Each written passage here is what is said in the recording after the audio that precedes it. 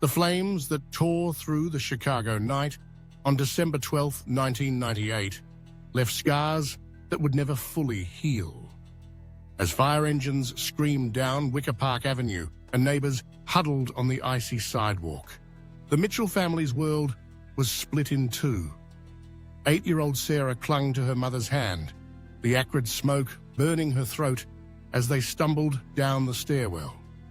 In the chaos, her twin brother Michael's grip slipped away, lost in the swirl of panicked bodies and the crash of a burning beam overhead.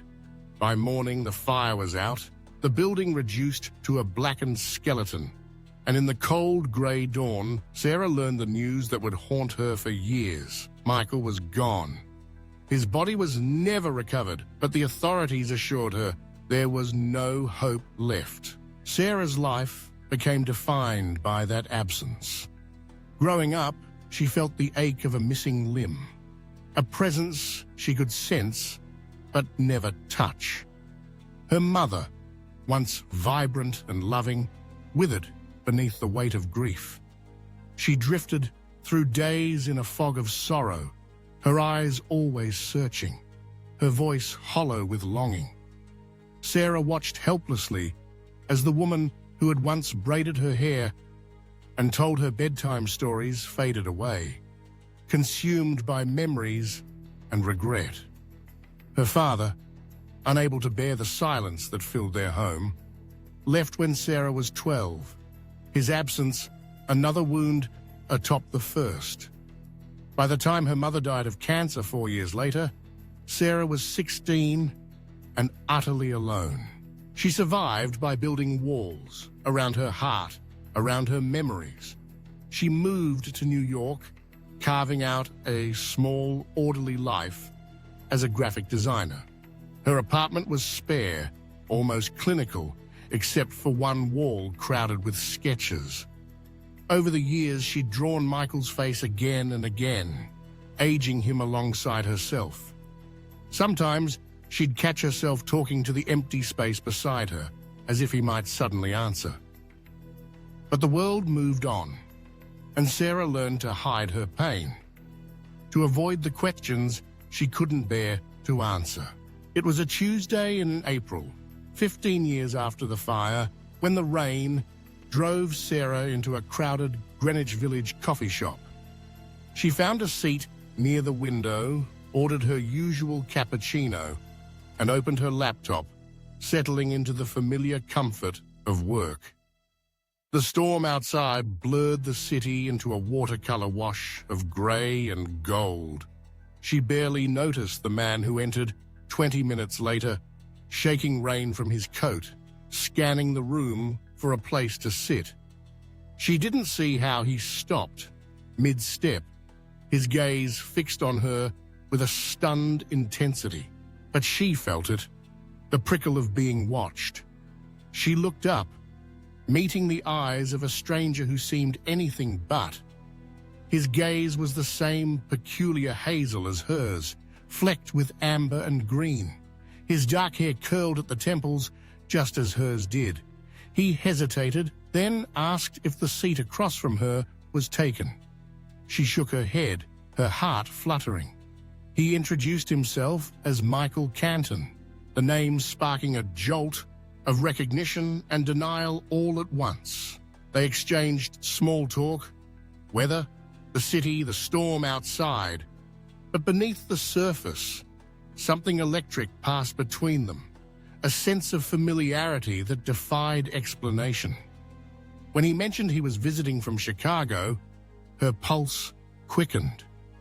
When she told him she'd grown up in Wicker Park, his coffee cup trembled in his hands. And when he asked, almost in a whisper, if she remembered the apartment fire in 1998, Sarah's world tilted on its axis. Michael told her he'd been adopted at age 8, found wandering near the scene of a fire, unable to remember his name or family. His adoptive parents had kept his past a secret, his adoption records sealed. All he had were nightmares, a beam crashing down, a little girl's hand slipping from his. Sarah felt the air thicken around her, the coffee shop fading away until it was just the two of them, suspended between past and present. They compared memories, the details tumbling out in a rush, an invented language only they spoke, matching stuffed elephants, birthmarks shaped like crescent moons. With each revelation, the impossible became undeniable. Here, across a rain-streaked table, sat her brother, lost and found. The joy of reunion was fierce and overwhelming, but questions soon crowded in. Why had they been told Michael was dead? Who had kept them apart?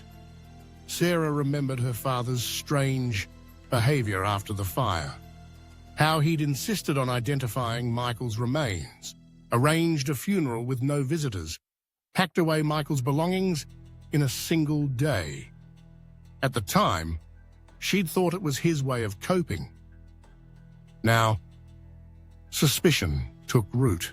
Michael recalled his adoption had been expedited by a lawyer, a friend of his adoptive father's.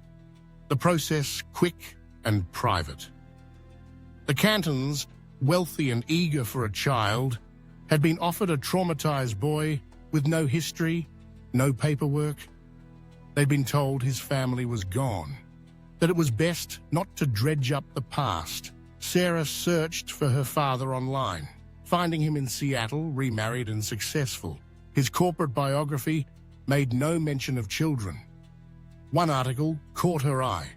After the fire, Harold Mitchell had bought the ruined building for a pittance, redeveloping it into luxury condos that launched his real estate career.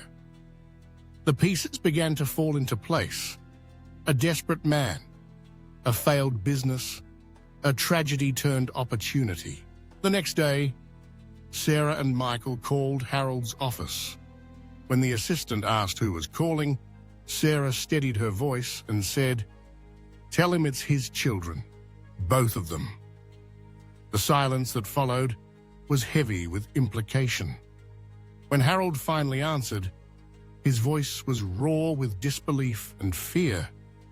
He tried to explain how the fire had left him bankrupt, how Michael's disappearance was a blessing in disguise. He admitted he'd arranged the adoption, convinced the Cantons to keep silent, collected the insurance money, and rebuilt his life on the ashes of his family. Sarah listened, her anger growing with every word. Their father had traded his son for financial salvation, condemned their mother to a lifetime of grief, stolen years that could never be recovered. She told him they would be seeking legal counsel, then hung up, her hands shaking, but her resolve unbroken. In the weeks that followed, Sarah and Michael pieced together the story of their separation. They learned their father had falsified records, paid off officials, and manipulated the system to ensure Michael would never be found. The statute of limitations had expired on many of his crimes, but the truth was out. They contacted a journalist, determined to expose what had happened, not for revenge, but for justice, for closure. More importantly, they began the slow work of becoming family again. Michael extended his stay in New York, eventually deciding to build his life there. They spent long evenings sharing stories, mourning the years they'd lost, and celebrating the miracle of their reunion. The pain of the past remained, but it was softened by the bond they'd reclaimed. 6 months later, they traveled together to Chicago, standing side by side at their mother's grave.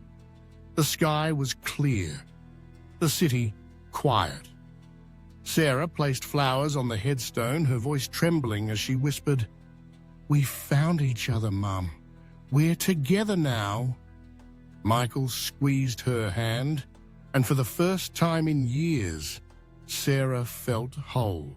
Their story became a testament to resilience, to the power of love and the endurance of hope.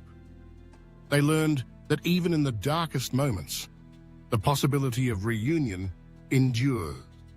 And as they faced the future together, they knew they would never again be alone.